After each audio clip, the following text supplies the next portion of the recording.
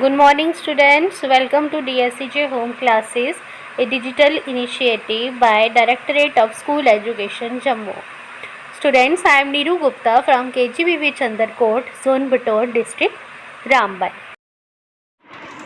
Hello students, as I have already started chapter 8 and I have discussed with you 8.3 and 8.4 yesterday. Now today I am going to discuss with you 8.5 and 8.6. The name of that learning outcome, that topic is, subtopic is thunderstorms and cyclones. अब ये thunderstorm और cyclones होते क्या हैं? ये ज़्यादातर कहाँ होते हैं? उन एरियाज़ में होते हैं जहाँ पे बहुत ज़्यादा ह्यूमिडिटी होती है. ट्रॉपिकल एरियाज़ इंडिया में बहुत ज़्यादा, जैसे राइजिंग टेम्परेचर क्या करता है, वो स्ट्रॉन्ग विंड्स को ऊपर की तरफ लेके जाता है. ये विंड्स जो होती हैं अपने साथ वाटर ड्रॉपलेट्स को ऊपर लेती हैं, वहाँ जाके वो ड्रॉपलेट्स फ्रीज हो जाते हैं और फिर नीचे आ जाते हैं बारिश की फॉर्म में. The swift movement of the falling water droplets along with the rising air create lightning and sound. It is this event that we call a thunderstorm. Now student, I will discuss with you how a thunderstorm becomes a cyclone. आखिर एक thunderstorm जो है वो एक cyclone का रूप कैसे ले लेता है. Now students, look at this picture and I would like to explain through this picture that how a thunderstorm becomes a cyclone.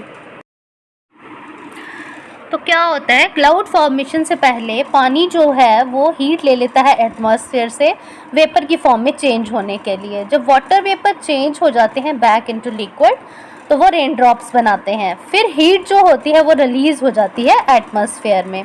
ये हीट जो है वो रिलीज़ होती है एटमॉस्फेयर में, वो वार्म कर देती है अपने आसपास की हवा को भी. ये एयर जो है फिर से ऊपर की तरफ जाएगी और फिर कॉज करेगी drop in pressure. More air rushes to the centre of the storm. Centre of the storm में ज़्यादा एयर होगी. ये साइकिल बार बार रिपीट होता है. तो ये चेन ऑफ इवेंट्स जो है ये एंड करता है with the formation of a very low pressure system with very high speed winds revolving around it. तो यही वेदर कंडीशन को हम बोलते हैं साइक्लोन. जैसे कि विंड स्पीड है, विंड डायरेक्शन है, टेम्परेचर है, ह्यूमिडिटी है, ये सारे मिलके क्या बनाते हैं, साइक्लोन्स. सो स्टूडेंट्स, अब हम बात करते हैं 8.6 की, destruction caused by cyclone. Cyclone की वजह से क्या क्या डिस्ट्रॉय होता है, क्या क्या नुकसान होता है. Cyclones can be very destructive. Strong winds push water towards the shore even if the storm is hundreds of kilometers away. These are the first indications of an approaching cyclone. The water waves produced by the wind are so powerful that a person cannot overcome them. मतलब ये इतने strong, powerful होते हैं कि इसके आगे आप कह सकते हो इंसान का कोई जोर नहीं चलता है. ये बड़ी बड़ी बिल्डिंगें, बड़े बड़े पेड़, पोल्स, सब कुछ अपने साथ उड़ा के लेने की ताकत रखता है. अब एक चीज़ मैं यहाँ पे और क्लियर करूँगी आपको कि साइक्लोन को अलग अलग नाम से जाना जाता है अलग अलग पार्ट्स ऑफ वर्ल्ड में. जैसे इसको ह्यूरिकेन बोला जाता है अमेरिकन कॉन्टिनेंट में, और फिलीपींस और जापान में इसको टाइफून बोला जाता है. अब देखिए स्टूडेंट्स, इन पिक्चर्स को देख के आप ये गैस कर सकते हो कि ये साइक्लोन्स जो होते हैं ये कितने ज़्यादा डिज़ास्टर्स होते हैं, कितने ज़्यादा डिस्ट्रक्टिव होते हैं.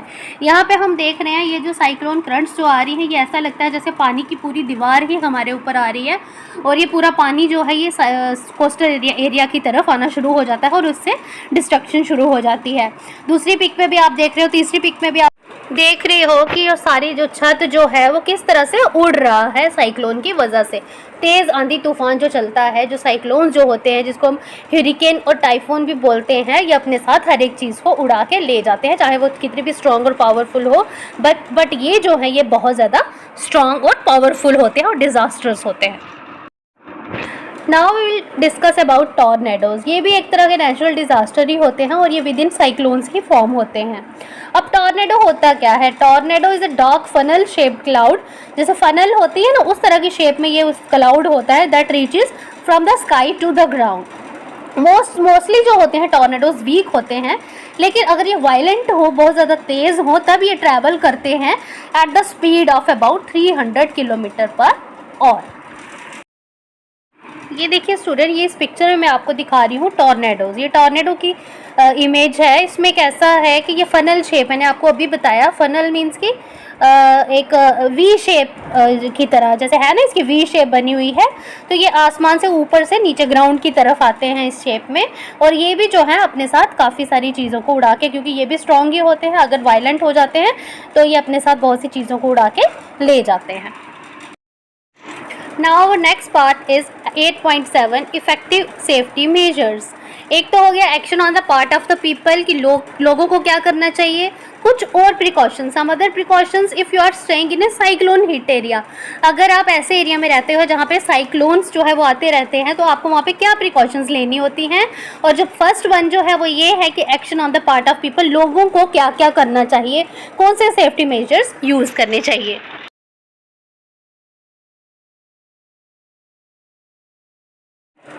फर्स्ट पार्ट इसमें हमारा आ रहा है साइक्लोन फोरकास्ट एंड वार्निंग्स। हमें अलर्ट रहना चाहिए कि हमें साइक्लोन फोरकास्ट और वार्निंग्स दी जा रही हैं, so that we should be alert और अपने आप को बचाएं, इससे प्रिवेंट करें। दूसरा हो गया communication of warnings to government agencies.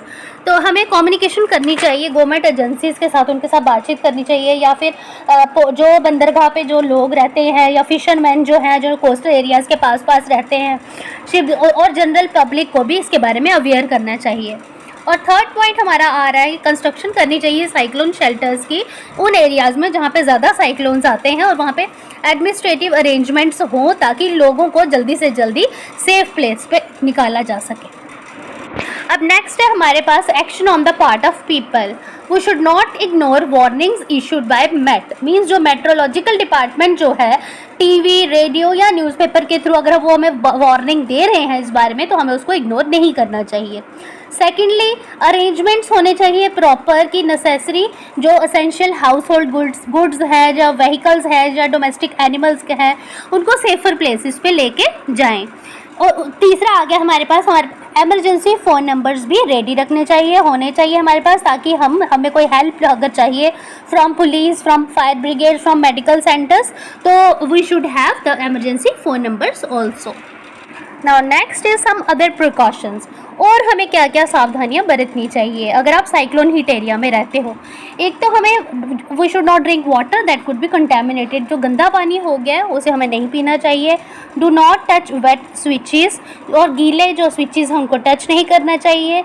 Do not go out just for the sake of fun, आप बाहर मत निकलिए अगर आपको कोई काम नहीं है।